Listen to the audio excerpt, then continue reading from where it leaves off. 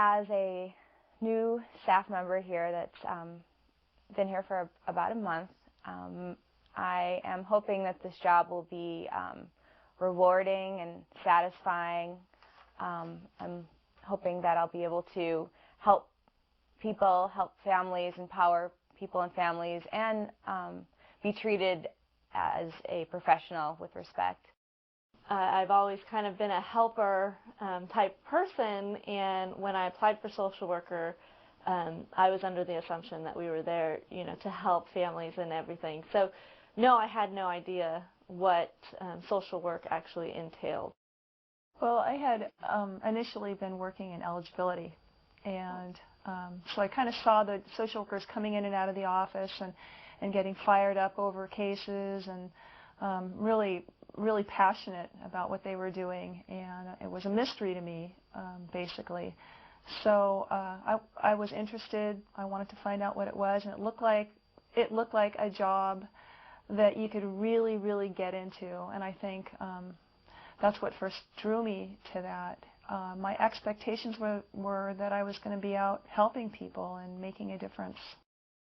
When I first applied for the job, I thought it was going to be a lot of hard work. I'd heard that social workers were there's a high turnover and hard to stay in the profession for very long, so I expected to be worked very hard, but I also expected to be able to make a difference in families' lives and in children's lives. So. One of the things with my expectations, I guess, is I really thought as a 4E student I had a 2-year payback, and I really expected that I would pay back my 2 years and then get out of child welfare. I expected that I would come in and finish my 2 years in Nevada County and then go on to hang a shingle and see clients as a therapist. So I was hoping to get my hours towards my licensure, which I did, and then I figured I'd leave. But 10 years later, I haven't left.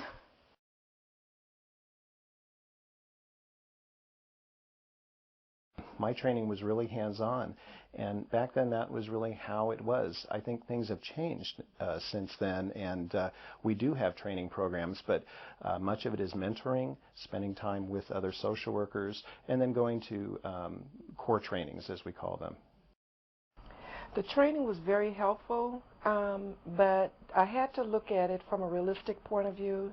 The training is the perfect world, but when you get out there and you actually have to deal with the families one-on-one, you pretty much have to understand where they're coming from, understand what their barriers are, and know that it's not going to be the same as the training.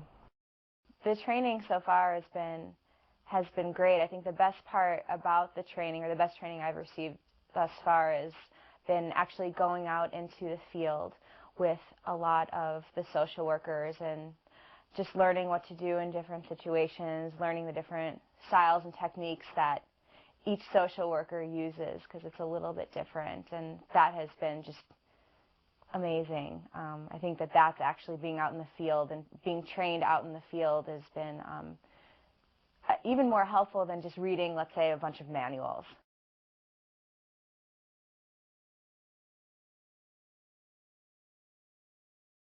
I've been working as a social worker for 1 year now, and I've faced a lot of difficulties.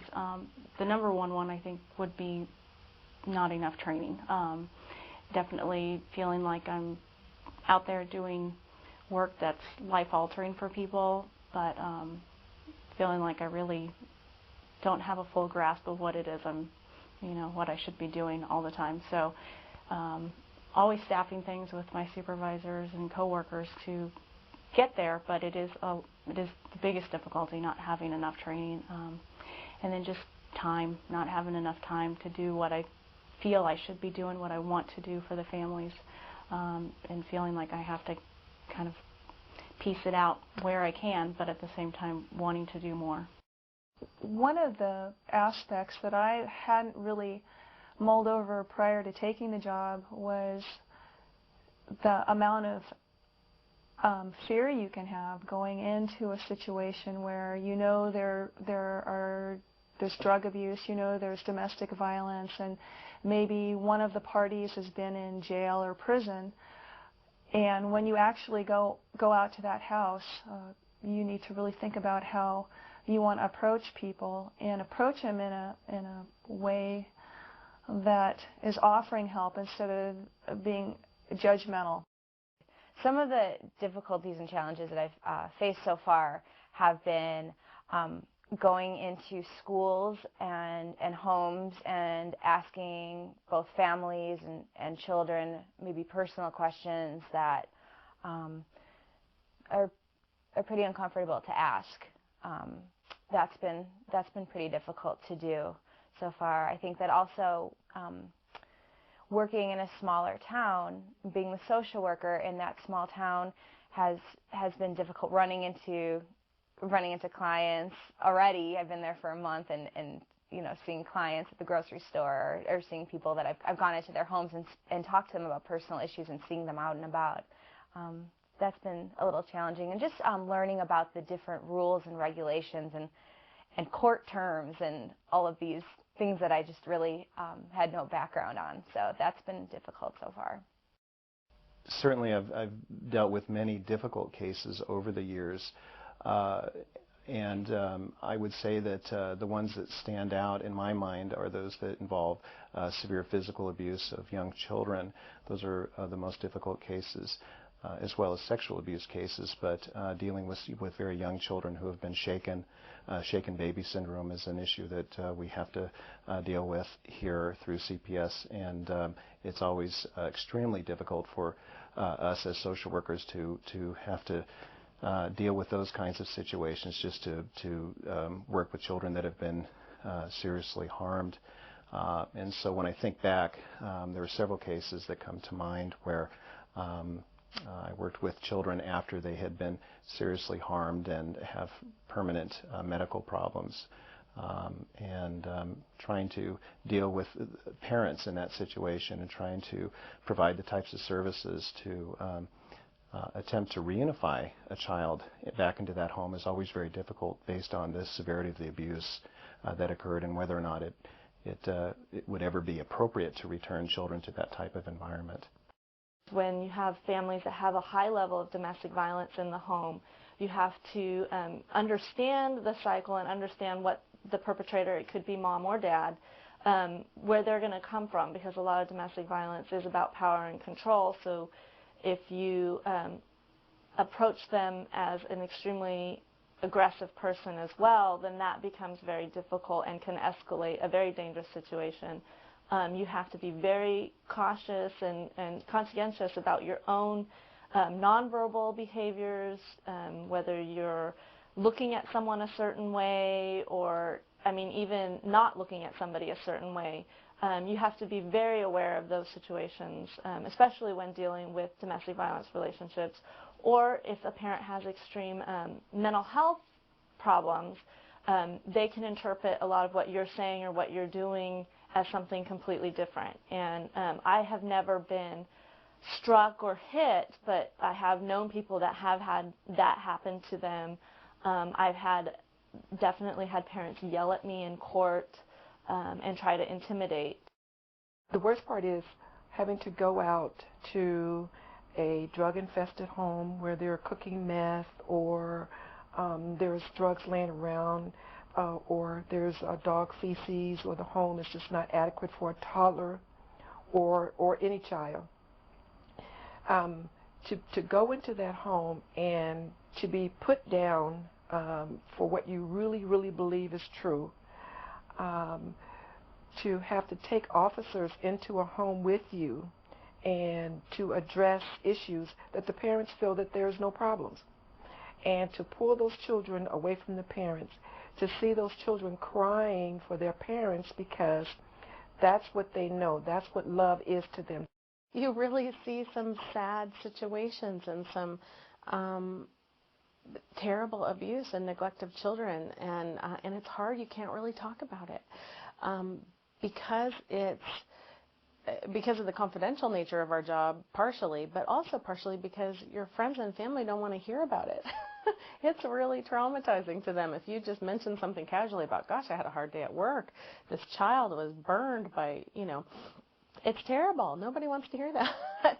So you end up really keeping it inside, and it's hard to figure out what to do with that. It's hard, you know. I know a lot of people. I know a lot of my staff. I know this is my experience. Gain a lot of weight in this profession. So you go home and you sit and soothe yourself with food. We also have a lot of food here. I don't think that's an accident.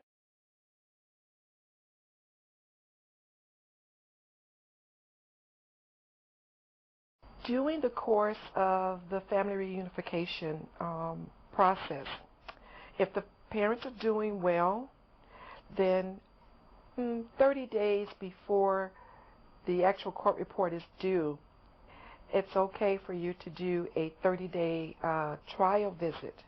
And that's only done if the parents have made a successful completion of their case plan or is looking to complete the case plan within the next few months. Dina, first I'd like to congratulate you on completing your 6-month drug rehab program, and I'm very proud of you. I have a few questions for you. You know, this is my monthly contact with you. My first question is, now that you completed the program, how do you plan to maintain your sobriety?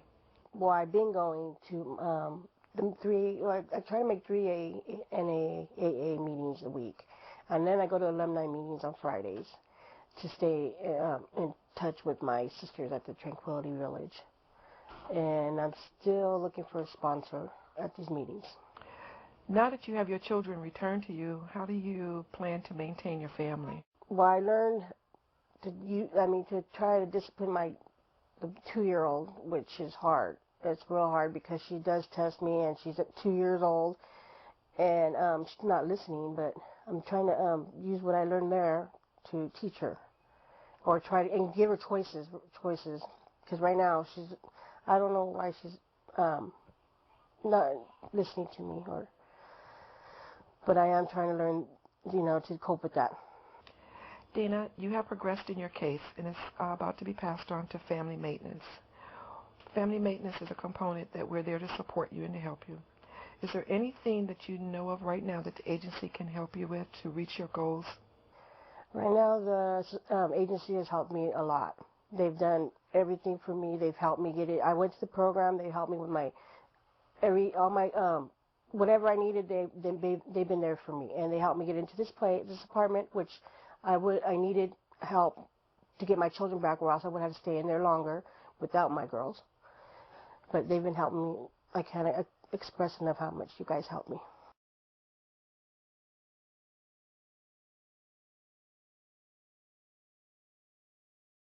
The best thing about my job is working with the families and the children, seeing the successes and seeing how far they come, getting their appreciation for doing something for them, for helping them to accomplish where they wanted to be in their life and doing the things they wanted to accomplish. So definitely seeing those successes are the best part of my job. The reason why I love my job is children. They're so resilient and they're so loving. Even the ones that you can see are hurting, they're still loving and they're open to you. They want to talk to you, and you might have to figure out how to get them to talk to you. But when you do find that door for them, they'll talk to you, and they're just beautiful. Their smiles and the love that they have inside them. That's it. It's just the kids. The best part about my job is putting that family back together. My unit is family reunification. When I meet with these parents, they've already been through a process already. They had the children detained. They went to court for the jurisdiction disposition. So now everything is set. Now the case comes to me. My job is to sit, review that case plan with that family, and let them know that this is my job, and I am to put your family back together. Now, how can I help you? What is it I could do for you to help you meet these goals that actually got your children detained from you? Just knowing that there's going to be a balance between a lot of stress but also a lot of reward, and coming in with those expectations, I think, will help a new social worker adapt more effectively. I maintain a balance in this job by taking my lunches. That's a big one. Actually getting away from the office for a period of time during the day and just regrouping. And then a lot of things with my family. I spend a lot of time with my own children, and they remind me of life and what it's all about. And then I read, and I walk and watch movies and all those kind of things. And then I'm also very involved in my church, and that really gives me a sense of purpose in what I'm doing. So for someone who's just thinking about a career in child welfare, I would think that they would really want to take a look at what guides them to this career path. What is it that they're hoping to get from being here? Because you don't see a lot of, quick miracles. And then also somebody who is flexible, who's well organized, and somebody who has really good boundaries, because we all come into this profession because we have big hearts, but you really need to, you can't take people home, you can't loan money, you can't do some of the things that it just feels like from person to person you ought to be able to do to help families, but you really need to be able to set those limits and say, this is where I can help, this is how far I'm not able to go. What I think is really, really important for us is that humility and that teachability, that there's always something to learn from the families that we work with. We're not the experts. There's always, we bring skill to the job, and we bring experience to the job. We bring a lot to the table, but there's always something we don't know. Those families know what their strengths are. The families know what they need, and we just need to be good listeners and really help guide families to their own kinds of solutions. I think that's what's most important. I think it's really easy to get burned out if you think you know and then things don't always go your way. So I think that part's just the most important thing for anybody who's considering a career in child welfare, and then also that self-care piece, that there has to be something that you do that's nourishing to you away from work. And when I talked about boundaries earlier, it's just as important that we have boundaries with ourselves, that we keep work at work, and when we go home, we're able to take care of our own families and our own health. So I think those are the things really to keep in mind.